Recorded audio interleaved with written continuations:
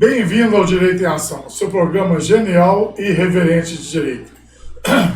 Nós hoje vamos voltar ao formato antigo, onde eu e a Paula comentávamos determinado assunto. Então hoje nós vamos falar sobre improbidade administrativa, né, Paula? Isso mesmo, boa tarde a todos. É um prazer novamente estar aqui. Eu gosto desse modelo antigo porque é o momento que a gente tem para trazer os assuntos que estão em voga, discutir questões que nos são trazidas tanto por vocês quanto por colegas nossos da área jurídica, e também a gente pode discutir questões de uma forma mais profunda, né, fazer as nossas análises e tudo. Então a gente vai tentar mesclar, né, as duas formas, tanto as entrevistas quanto as discussões, para que o programa fique sempre dinâmico e interessante. Bom, nós trouxemos o tema improbidade administrativa hoje por várias razões, mas a principal delas é o seguinte: tem surgido aqui no escritório muitas ações, né? Muitas pessoas nos procuram para fazer as defesas, né, em ações de improbidade administrativa, e quando a gente passa a analisar o processo, a gente percebe que os agentes públicos não estão sabendo lidar de forma exata e correta com a lei da forma que ela se apresenta. A lei de improbidade é uma lei de 1992,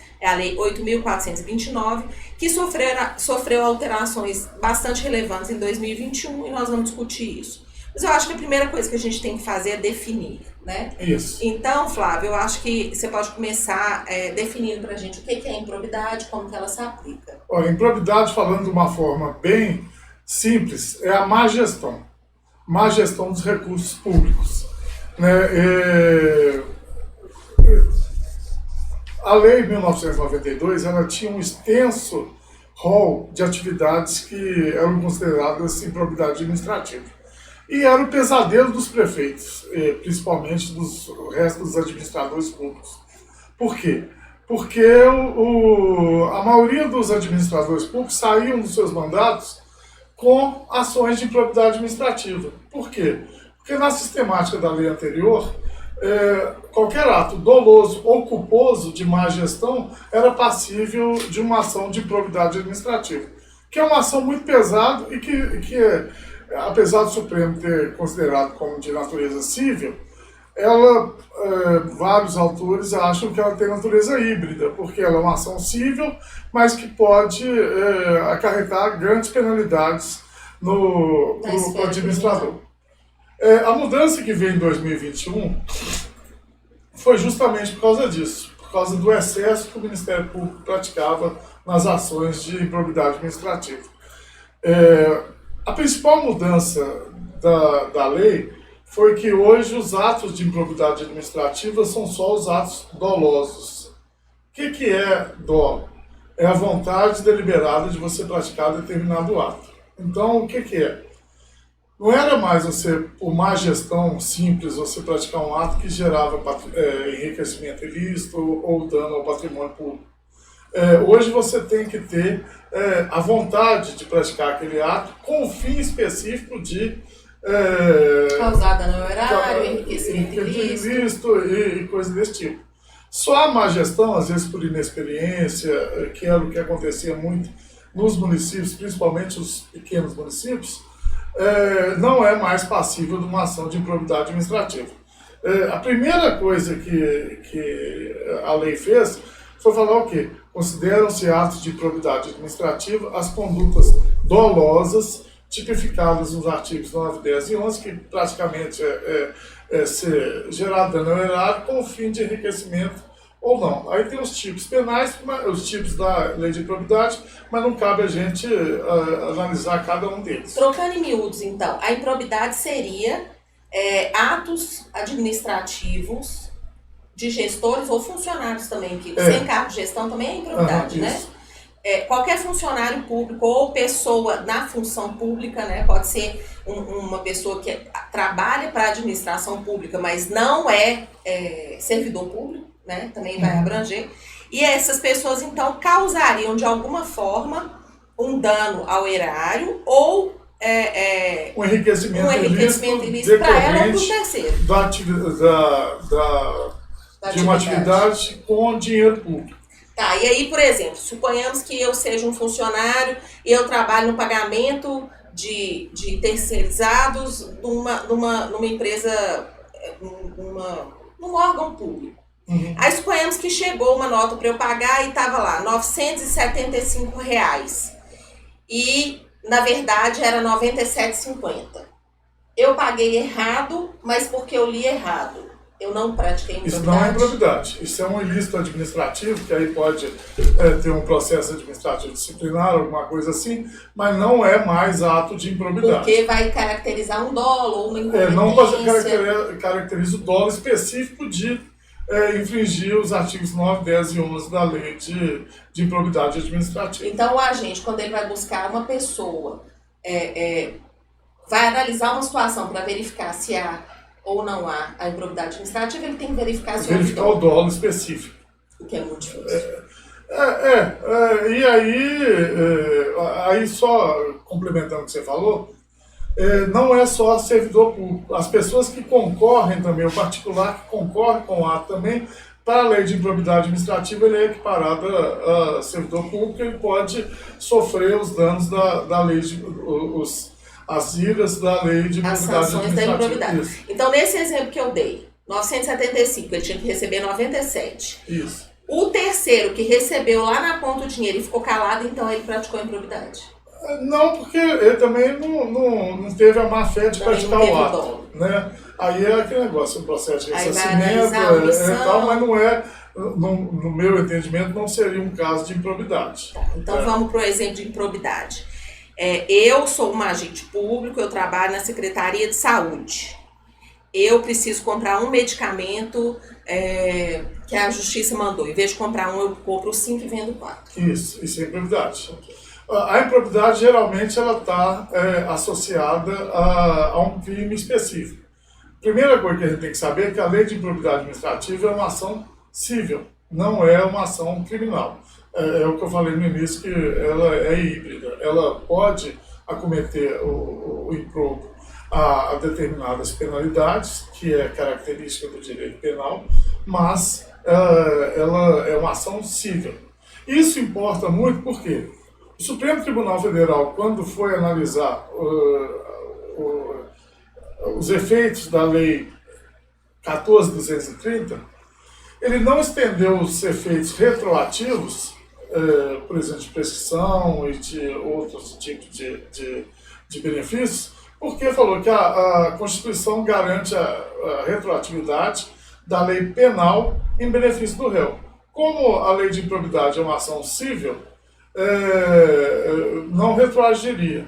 O que retroagiria era só como acabou a punição para os atos culposos, os processos que estavam em aberto, que eram por atos culposos, foram extintos. Os outros continuam.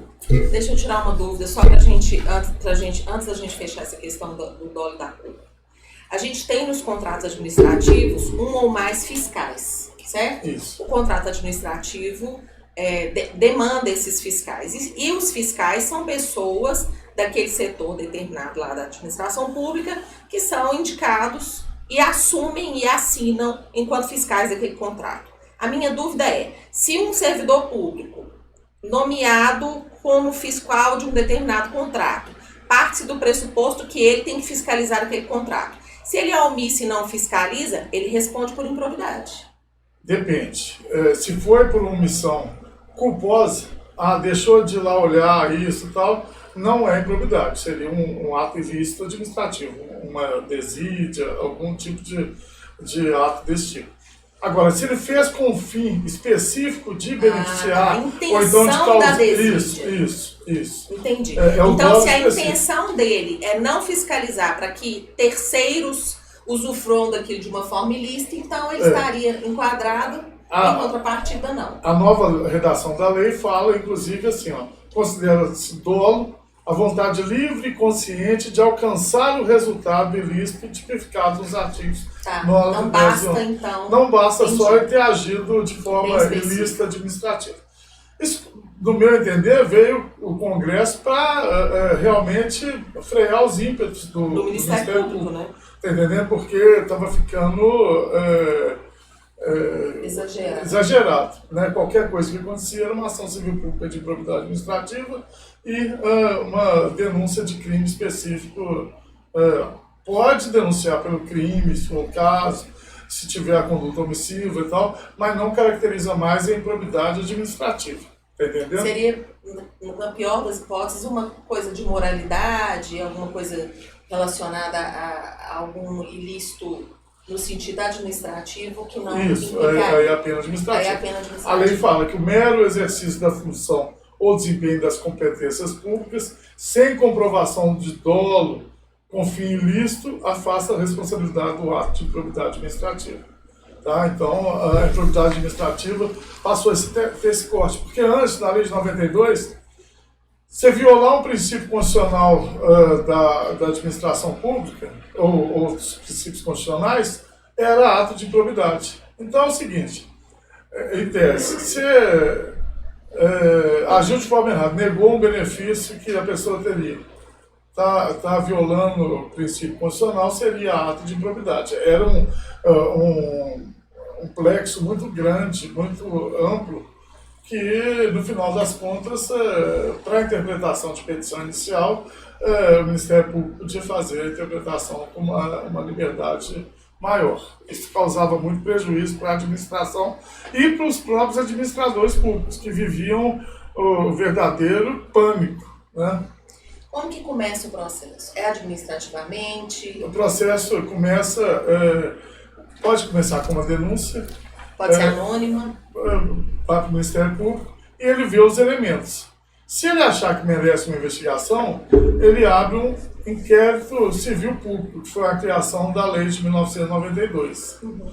E aí o inquérito é mais ou menos como se fosse um inquérito policial, né? Ele trabalha com o princípio da inquisitória, o Ministério Público vai... Não vai ter ampla defesa contraditória? Já tem várias decisões do STF falando que ele faz do jeito que ele quiser.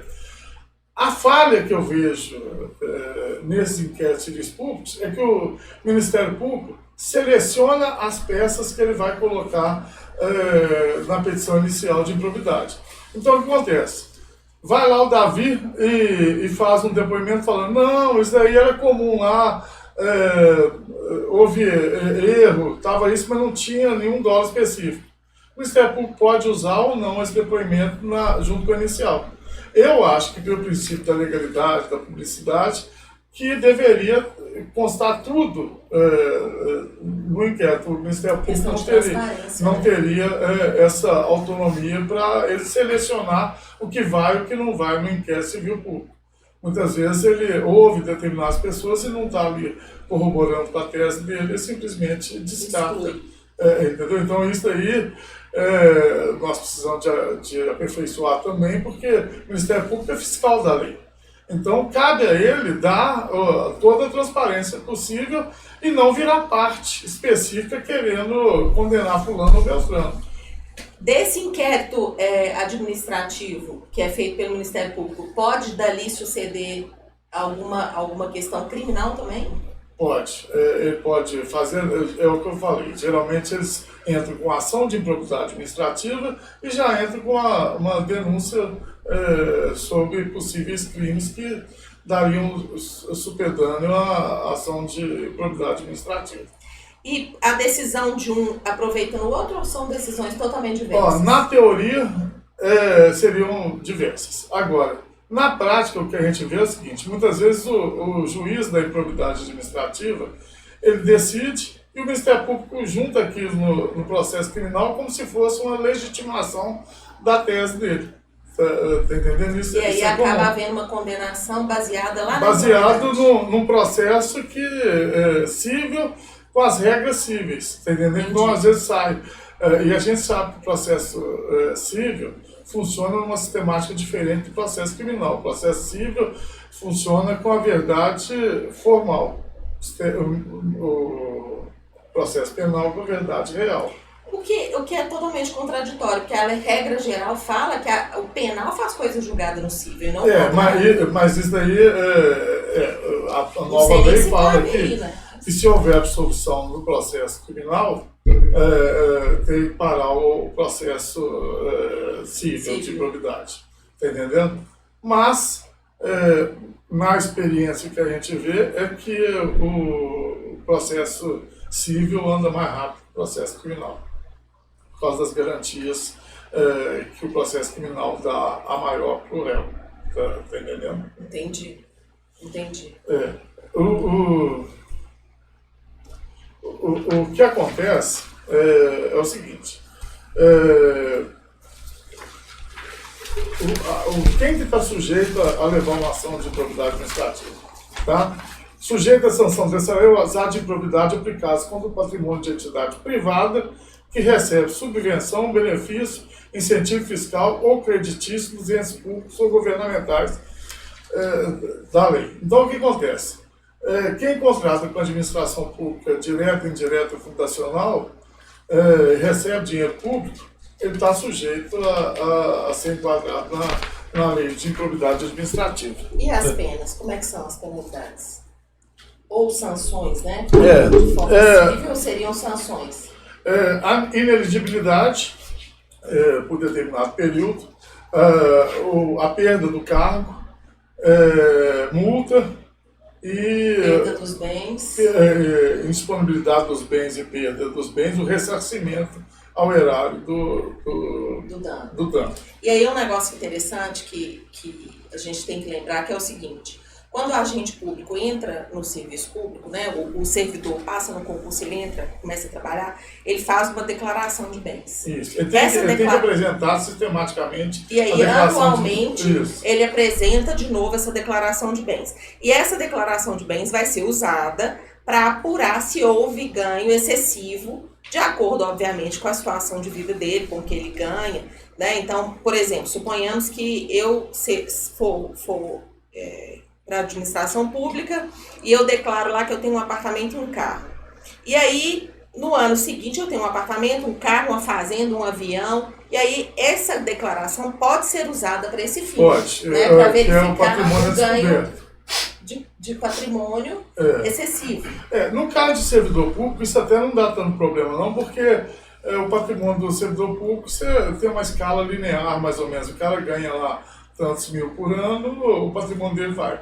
O problema é o particular, que muitas vezes contrata com a administração pública, e às vezes ele já tinha um patrimônio da empresa ou próprio dos administradores, que foi amealhado durante vários anos.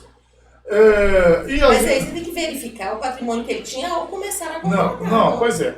Mas aí é o seguinte, aí às vezes, que é uma previsão da lei, que o juiz pode declarar a indisponibilidade dos bens, inclusive do particular. Então, se ele, às vezes, tem uma empresa até rica e tal, e prende 2, 3 imóveis da empresa, prende caixa da empresa, prende isso, e muitas vezes o empresário, o servidor público, ele tem a obrigação de saber um pouco mais de improbidade. Agora, o particular, a maioria não conhece a lei de improbidade. E muitas vezes ele é arrastado para o processo, às vezes ele de boa fé, entendeu? Mas o Ministério Público entende, às vezes, que ele contribuiu com os atos de improbidade e o arrasta para. Mas aí, pois é, a dúvida é. A dúvida é ótima, né? Porque na verdade a gente sabe a resposta, mas assim, o que temos que discutir é o patrimônio que aquele indivíduo, aquele empresário tem no momento que ele começou a contratar com a administração pública, pode ou não pode ser amealhado para fazer jus. Porque o que acontece? Suponhamos que o empresário tenha lá um patrimônio de 5 bilhões que foi adquirido antes, por herança, tá? Para nem ter discussão. Adquiriu por herança 5 milhões. Ele foi réu de um processo de improbidade administrativa e ele vai ter que ressarcir ao erário, lá no final deste processo, a quantia de 10 milhões. Você não acha que seria pertinente bloquear esse patrimônio, não? Hipoteticamente. Hipoteticamente, sim, e é válido. Por quê? Diferença do âmbito penal para o possível é o seguinte: o penal, a pena de perdimento é para os bens adquiridos de origem ilícita. Mas é outra coisa. Tá? É outra coisa. No civil, não. No civil é execução normal. Então, o que acontece? Você vai responder com o seu patrimônio pelo dano ao erário que você ajudou a causar. Pronto. Tá entendendo? Então, é execução normal. Então, pelo raciocínio do direito civil, existe a impenhorabilidade de bens que poderia ser respeitada, ou não? Mas a própria lei fala que o juiz, quando vai analisar a inicial, se tiver o pedido do Ministério Público, ele pode. A ressalva que veio agora com a alteração da lei é que o juiz deve decidir por tornar indisponível os ativos de menor liquidez. Está entendendo? Que é para causar o mínimo dano possível. Por exemplo, evitar que a empresa fique sem condições de pagar folha de pagamento, essas coisas. Né? Isso. Que a gente vê muito, é muito comum. Às vezes lança um impedimento, bloqueia os bens todos, a empresa quebra. Porque ela não vai conseguir fazer jus nem aos créditos, nem aos débitos que ela tem com os credores dela, nem com os funcionários. E aí você pega uma empresa que tem liquidez, que gera emprego, que cumpre a função social e quebra ela de um dia para o outro. É isso que o Ministério Público tenta fazer, que eu já vi em várias petições iniciais. Nem sempre os juízes deferem todos os pedidos do Ministério Público, mas quando deferem, acontece esse tipo de situação. E às vezes, mais complexo ainda, é quando há, por exemplo, o membro do Ministério Público, ao fazer aquela petição inicial, ele deduz, baseado em alguns documentos, obviamente que ele não cria da cabeça dele, e cria um grupo econômico que nem sempre existe de verdade. Então, às vezes tem o pai, né, empresário, que tem uma empresa, e aquela empresa vai ser ré daquele processo juntamente com esse empresário. Aí o Ministério Público inclui os filhos, a esposa, que tem outras empresas de outros ramos de negócios, e aí pede a indisponibilidade de bens desse povo todo. Na verdade, houve uma alteração na lei, agora em 2021, proibindo esse tipo de... Mas nós vimos isso recentemente. Não. É o mundo real contra o mundo fantástico. Aí é questão de agravo, questão de recurso, mas é isso. O que são os tipos da improbidade administrativa hoje? O geral, tá? Não vou falar o específico, não. A de improbidade administrativa é enriquecimento ilícito, auferir mediante prática de ato doloso qualquer tipo de vantagem patrimonial indevida em razão de exercer de cargo, de mandato, de função, de emprego ou atividade da administração pública, tá? E atos que causam lesão ao erário, qualquer ação ou omissão dolosa que seja efetivo comprovadamente perda patrimonial, desvio, apropriação, malbaratamento ou dilapidação dos bens ou haveres das entidades públicas. Tá? Então, basicamente, é isso. Tem também alguns atos de propriedade administrativa que violam princípios constitucionais, mas são bem específicos. Tá? Acabou aquele oba-oba de você violou o princípio da legalidade porque você fez determinada interpretação. E hoje também nós temos que a própria lei retira do âmbito da improbidade administrativa atos embasados em pareceres jurídicos que tenham supedâneo em decisões judiciais. Então, o que acontecia antes? Determinada tese era aceita pelos tribunais, o cara fazia um parecer ou então agia daquele jeito, depois mudava a jurisprudência e tomava uma ação de improbidade porque ele estaria agindo de forma ilegal. Hoje não, se você está embasado em determinada jurisprudência, então mesmo que ela se mude, não é ato de improbidade. Não quer dizer que não seja ilícito e tal, mas não é mais ato de improbidade administrativa. Olha só, Lei 8.429 de 92, que é a Lei de Improbidade Administrativa, complementando as disposições constitucionais, classifica os atos de improbidade em 3 tipos. 1. Atos de improbidade que importam em enriquecimento ilícito. Nós já falamos. É o artigo 9. Isso. Atos de improbidade administrativa que causam prejuízo ao erário. Isso, é o artigo 10. Aí vem o inciso terceiro que fala atos de improbidade administrativa que atentem contra os princípios da administração pública. Isso, esse daí foi a maioria dos incisos dele foi... Pois é, aí eu até anotei. Ficou moralidade, probidade, moralidade... Não,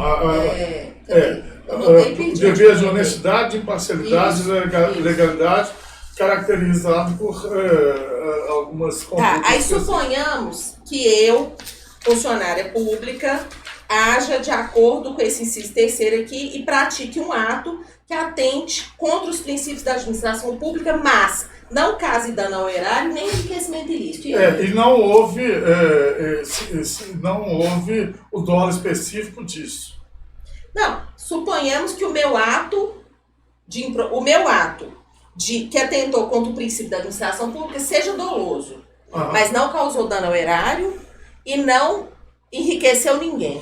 Não, aí nesse caso pode. Aí seria improbidade também. Ato de improbidade administrativa que atenta contra os princípios da administração pública, a ação ou omissão dolosa que viola os deveres de honestidade, de imparcialidade, de legalidade, caracterizada por revelar fatos ou circunstâncias que são segredos, negar publicidade a ato oficial, frustrar a imparcialidade de essa que é a minha dúvida. Suponhamos nomear cônjuge, isso também agora mas aí tem a questão financeira. Mas suponhamos que eu sou médico isso. E eu sou médico do hospital público e eu pego o prontuário médico da minha paciente, que é um documento sigiloso, e vou embora para o Congresso apresentar esse documento. É improbidade. É improbidade. Mas aqui, somente haverá improbidade administrativa quando for comprovada a conduta funcional do agente público, o fim de obter proveito ou benefício indevido para si ou para outra. Então tem que ter o benefício. Tá. Ou prejuízo para a administração. Então o médico que foge do plantão pelo muro. Desculpa. Não, esse daí, o médico que foge do plantão. Na verdade, ele está praticando. Mas tem um benefício. Não, mas o médico que pula, que coloca o dedo lá e não do outro, ele está causando um prejuízo ao serviço público. Sim, então, nem seria o inciso. E ele está tendo um enriquecimento ilícito porque ele está recebendo sem trabalhar. Isso é verdade, tá? Eu falei rir, mas é verdade. Então, esses dois casos aí são de improbidade também. Além das fraudes da conduta. Não basta ter essa questão voltada para o financeiro diretamente, né? O benefício pode ser de várias formas. Porque o prejuízo para a administração pública, no funcionamento dos serviços públicos também Está entendendo? Então, porque o ato clássico que a gente vê é o cara que recebe um dinheiro por fora. Ou então um benefício por fora e tal, ou então utiliza uma máquina da prefeitura do ente público para determinado fim particular. Esses são os clássicos. Mas aí vai depender do enquadramento que o próprio Ministério Público vai dar e das condições específicas do caso. O que mais que mudou nessa lei? A prescrição. Tá? A prescrição hoje dos atos... Na lei que você fala é na alteração legal de 2021, né? A prescrição passou a ser de 8 anos a partir do acontecimento do fato, ou se for um ato continuado, a partir do último ato. Então tem 8 anos para você entrar com a ação de improbidade. Sendo que, se houver abertura de inquérito civil administrativo, público, suspende a prescrição por mais 180 dias. E, no caso do oferecimento da ação, a ação hoje ela prescreve com 4 anos a ação de improbidade administrativa. Contados da data da propositura. Da propositura da ação. Então, o que o Supremo decidiu? Que esses 4 anos vão contar a partir da promulgação da lei, das ações que já estão ocorrendo. Tá entendendo? Então, no dia 25 de outubro de 2025, as ações de improbidade administrativa que já estavam em curso antes da promulgação da lei, elas vão prescrever. Tá entendendo? O que a gente vê aí, eu vi você funcionando num caso que propuseram a ação de improbidade em 2010, sem nenhum fundamento. E até hoje não teve nenhum tipo de instrução processual. Essa parte processual é uma outra coisa que mudou, que era o seguinte: antigamente a ação de improbidade administrativa ela tinha 2 fases. Se apresentava uma pré-defesa e aí o juiz verificava se aceitava ou não a ação. Na lei antiga. Sim, mas eu falo já durante o processo judicial. Tá. Se fazia a primeira, aí tinha um despacho que ele recebia ou não, cabia até agravo. Hoje é só uma defesa. O juiz já recebe a ação, já manda citar, e você já faz a defesa alegando tudo na forma do processo civil.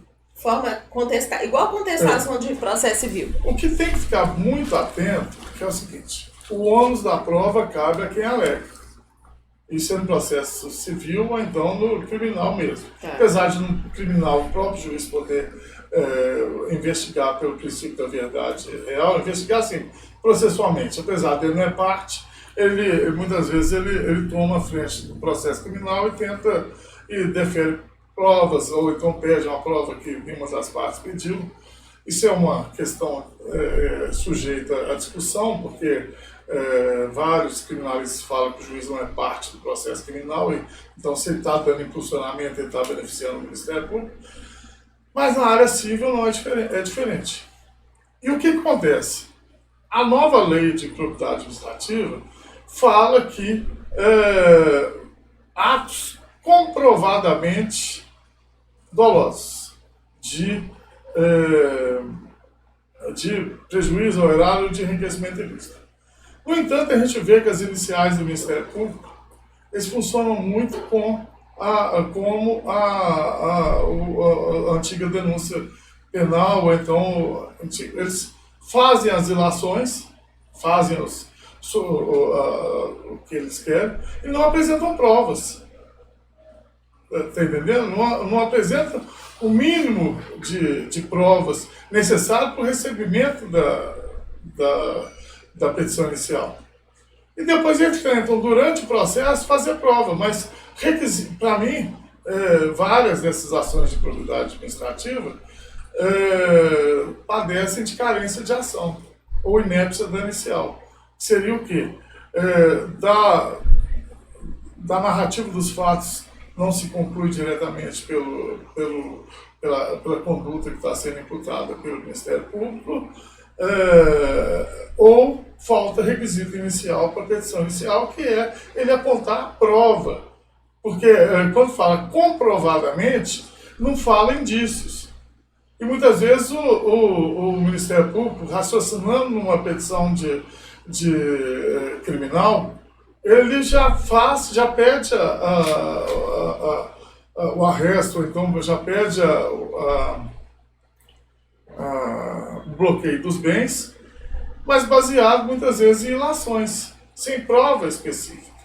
Né? Por exemplo, o processo de licitação está todo real, está homologado pela autoridade competente, aí o Ministério Público levanta que a possibilidade de haver conluio ou então fraude naquela licitação. Baseado em nada, né? Baseado na convicção deles, né? Só que é o seguinte, o princípio da legalidade administrativa tem a presunção de legalidade dos atos. Ou seja, presume-se válidos os atos praticados pela administração pública. Então você pega um processo de licitação que teve todo o trâmite normal, não houve denúncia no Tribunal de Contas, não houve impugnação ou recurso de qualquer participante. Está lá homologado. Aí o Ministério Público fala, eu acho que esse preço está acima do mercado. E mete uma ação de improbidade. No meu entendimento, isso daí está errado. Porque ele mesmo não está dando a legitimidade ao processo administrativo. E se a administração pública fez o processo todo de forma correta, isso. E não houve nenhuma impugnação, ele teria que apontar o que tem de errado. O que tem de errado, tá entendendo? Ele não aponta, na maioria das vezes. Então, no meu entendimento, isso chega a ser uma aventura processual do Ministério Público. Você acha que poderia ser abuso de autoridade? Não, porque o Ministério Público não está, pela lei orgânica do Ministério Público, ele tem esse dever e a própria lei permite que eles formem a convicção deles. A maioria não acha que é de má fé, tá entendendo? Não acho que eu respeito muito o Ministério Público como instituição, mas eu acho que determinados membros extrapolam, criam uma convicção deles, sem basear em elementos existentes, em provas, às vezes são levados até pelas pessoas que denunciam e compram aquela versão, mas esquecem de fazer o trabalho investigativo que está ali no inquérito civil público. E aí lança uma ação civil pública, que é uma ação grave, que causa vários danos, pode causar vários danos aos administradores públicos e aos particulares também, sem o mínimo de fundamento. E o que é pior é que geralmente os juízes, baseados num princípio do direito criminal, que é o indúbio pro società, que é se você tem dúvida se é cabível ou não você aceita a ação penal, utilizam isso na ação de improbidade administrativa. Isso acaba com a vida de uma pessoa, acaba com a vida de uma empresa, quebra a empresa, bota os funcionários na rua. Eu já presenciei em audiência empresário chorando aos prantos, relatando para o juiz que aquela ação acabou com a vida dele, porque ele quebrou, ele não tinha dinheiro para pagar funcionário, ele não tinha dinheiro para pagar os financiamentos, enfim, era uma locadora de veículos, só para esclarecer. E ele locava veículos para a administração pública que ele tinha comprado parcelado, então ele não tinha dinheiro para pagar as locações. E aí, as locações não, os financiamentos dos veículos que estavam locados. Então ele perdeu todos os veículos, porque ele não tinha dinheiro para pagar, e a empresa quebrou. Então, assim, e no final das contas foi tudo absolvido, ele não estava envolvido, não tinha problema nenhum em relação a ele não teve, né, nenhuma sanção na sentença, né, no desfecho do processo, mas acabou com a vida dele. O desfecho desse processo acabou com a vida dele. Não, né, ao final era irrelevante ele ter ou não uma condenação, porque ele não ia ter mais nada mesmo para ressarcir se fosse o caso. Isso quando o próprio Ministério Público não utiliza a legislação errada para fundamentar os supostos atos de improbidade administrativa. Por exemplo, na área de saúde, as OCIPs têm uma sistemática própria de contratação e para administrar hospitais e outros entes de saúde. Existe uma legislação específica, inclusive para licitação, para contratação, para tudo. Muitas vezes o Ministério Público oferece a denúncia, oferece a ação civil pública pelo comportamento da OCIP, como se ela não tivesse regime jurídico próprio e estivesse violando dispositivos das leis de licitação. Isso é comum. Eu não acredito que seja má-fé, mas eu acredito que seja pouco conhecimento específico de determinada área. Porque o que acontece hoje? Tanto os juízes quanto o Ministério Público, por falta de conhecimento específico de determinada legislação, de determinada área, eles vão na norma geral, e se o cara agiu de forma diferente do que preconiza a norma geral, ele oferece a denúncia com base na norma geral. Aí o que acontece? Às vezes o procurador, às vezes o advogado tem que falar, esse procedimento assim, assado está arrimado em tal dispositivo legal, tal, que é lei específica para essa área, porque essa área tem tratamento especial, porque é uma área excessiva. Médico, essa administração da saúde é assim por quê?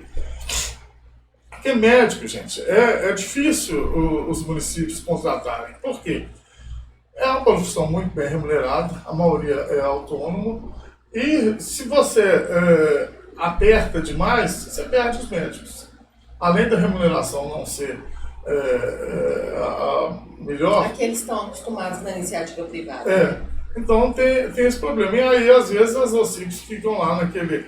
Tá, então já que nós estamos falando de médico, me responde uma coisa. O médico que trabalha na administração pública é um funcionário público, ainda que lato sensu, mas é. Esse médico, ele está subordinado às regras da administração pública. Se ele se rebela e não quer atender dentro daquelas regras, ele está praticando improbidade? Na letra fria Fala na letra da lei, não vai na emoção. Na letra da lei, sim.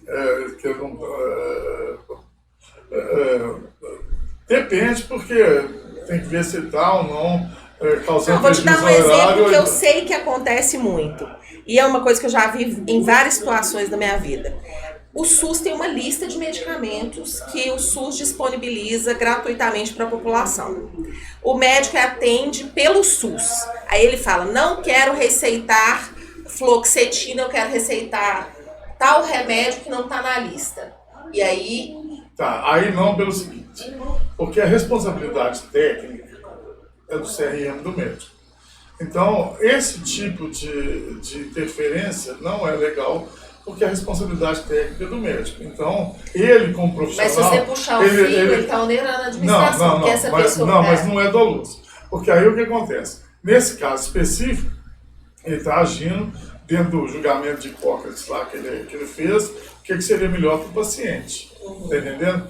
Ele tem a subordinação administrativa... Não é técnica. Não é técnica. Tá. É exatamente isso. Então, é igual o advogado. O advogado, a subordinação não é técnica, ele faz então, o que ele cara pode. prudente. Não, tem os fundamentos, tem teses mínimas que o advogado tem que colocar, pode colocar, você vai colocar essa tese, isso, o resto Desde que ele esteja fazendo aquela defesa de forma adequada. Não tem problema, né? A mesma coisa o médico. A improbidade aí seria se ele, por exemplo, está fazendo isso para ganhar uma comissão do laboratório. Aí sim, aí seria um ato de improbidade, porque está causando dano ao erário e está fazendo isso para enriquecer isso. Aí seria clássico. Agora, se ele acredita que determinada medicação para fulano, beltrano, ciclano é a melhor para o caso, só outro médico para contestar ele, especialista na área e vendo as situações específicas. Tá entendendo? Porque tem médico que não gosta de determinada marca de remédio, ou tem médico, por exemplo, que não gosta de genérico. Eu estava lembrando disso. Enfim, uma situação específica que era... Aí poderia eventualmente ser até um ilícito administrativo do médico, dependendo das orientações que tem no corpo clínico de determinado hospital. Então, posto de saúde, porque existem protocolos médicos, né? Então, um protocolo médico ele tem que seguir da instituição. Porque aí são, por exemplo, o que eu sei lá, que não se administra antibiótico em queimadura antes de fazer o teste de qual bactéria que está lá, por motivos lá médicos que eu não sei o que é. Então, se o cara já entra com um antibiótico profilático, alguma coisa assim, ele pode estar violando o protocolo do hospital. Mas aí é questão técnica. Também não é improbidade. Não é improbidade. Aí é questão técnica médica que vai resolver lá a referência. Mas não pode um administrador de empresa falar, doutor, o senhor vai prescrever tal remédio para... O que eu já vi foi assim, que foi o exemplo que eu pensei para te perguntar, foi o médico falando assim, não pega o topiramato do SUS porque ele não funciona, você tem que comprar o topiramato de tal laboratório. É aquela coisa assim, tá tendo algum benefício? Não sei. Indiretamente, talvez. Mas aí você, na minha opinião, né, indiretamente você causa um dano, porque, querendo ou não, isso vai esbarrar na administração pública. Por exemplo, se essa mãe entra na justiça pedindo para comprar o medicamento que não está na lista do SUS, vai esbarrar na administração, porque uma hora vai ter que pagar. Você vai ter que acionar o judiciário, você movimenta todo um sistema. Eu pensei nesse sentido, assim. Mas, enfim, seria dano decorrente disso, tá? E tem que ver, mas tem que ver se ele está com dolo disso ou se ele realmente não acredita que determinado medicamento é ineficaz. Tá entendendo? Pois é. Nós vimos aí há uns anos atrás o pessoal prescrevendo determinados medicamentos que eram para um fim, e querendo tratar uma doença virótica de outra. Nós, que não somos médicos, nós não temos como avaliar. Tá entendendo? E aí, outra coisa. Quem pode avaliar isso é quem tem conhecimento técnico, Sim. é o CRM. Mas aí não seria Mas aí, novidade. nesse processo administrativo, por exemplo, pode haver uma perícia para analisar alguma coisa interna? Pode. Suponhamos que seja em relação a um equipamento específico, um aparelho de ultrassom, por exemplo. o membro do Ministério Público não vai saber se aquele aparelho de ultrassom é ou não é determinado. Mas ele pode ir, por exemplo, vocês compraram esse aparelho de ultrassom, foi para quê? Ah, não, tinha demanda? Não tem. Se é só um capricho médico, não, eu quero que o hospital esteja isso, esteja mamografia e tal, não é improbidade. Agora, se ele fez isso com o fim de ganhar uma comissão, ou então ganhar uma facilidade junto ao laboratório, isso, aquilo outro, aí é... Ou a fábrica que está vendendo o aparelho é de parede. Ou então ganhar uma passagem para um congresso médico em tal lugar. Assim, no meu entendimento, isso é uma remuneração indireta que ele está recebendo e que é decorrente do cargo dele, e aí seria improbidade. Ou seja, é fundamental a investigação. A investigação tem que ser realmente extremamente cuidadosa, né? Tem. O que acontece? O Ministério Público faz as investigações, mas eu acho que às vezes há um assodamento do Ministério Público na propositura da ação. Então ele já parte do pressuposto da desonestidade dos servidores públicos. Tá entendendo? Então, nós temos esse ranço, eu falo isso como servidor público, nós temos esse ranço que falava com você, que estava numa instituição e falava que dorme tranquilo quem nega benefício. Por quê? Porque quando você nega, você não está causando prejuízo errado, está causando prejuízo à parte. O máximo que vai acontecer é ganhar uma decisão judicial favorável a ele, você restitui. Como administração pública, isso é péssimo. Mas os servidores públicos têm medo, porque se ele inova de qualquer forma e causa um prejuízo ao erário, ele está sujeito a perder o cargo, está sujeito a ressarcir o erário, coisa que na iniciativa privada não tem. É por isso que você tem controles dentro da administração pública e você tem padrões de comportamento que você tem que seguir. É a burocracia de Weber. Você divide o exercício do poder em plexos pequenos, que a gente chama de competência, para que o processo seja controlado justamente pelos atores. Eu só posso fazer até tal coisa, o Davi só pode fazer tal coisa, a Paula só pode fazer até determinada coisa. Então, voltando para o tema de improbidade administrativa, né, Paula? É uma ação civil que é proposta pelo Ministério Público. Só ele pode propor? Só ele pode propor, pode pedir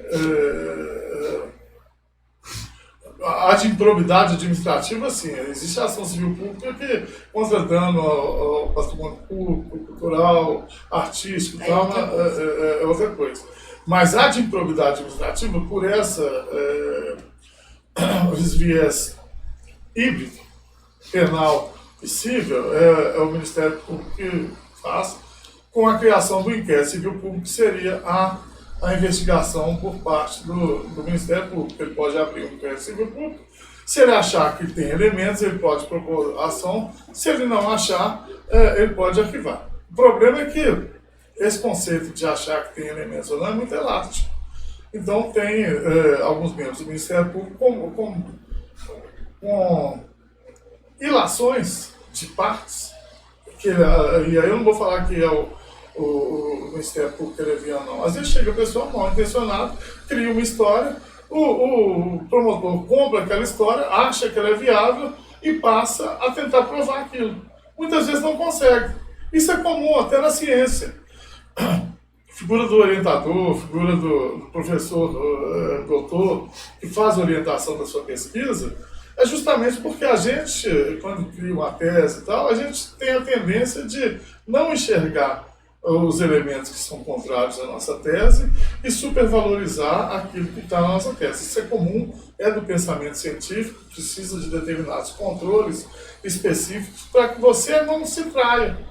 Porque o Ministério Público também não age para ferrar fulano, beltrano, ciclano, não acho isso. Não é isso. Não acho que é má fé. Mas eu acho que há a captura de determinados membros do Ministério Público contra determinado prefeito, contra determinado administrador, né? E aí o que acontece? Qualquer ato que ele pratique, a lente que o Ministério Público usa de aumento é a lente do dolo, e muitas vezes não é. Mas isso também é um aspecto cultural que a gente tem. Fato é que não é uma defesa fácil as ações de improbidade administrativa. Por quê?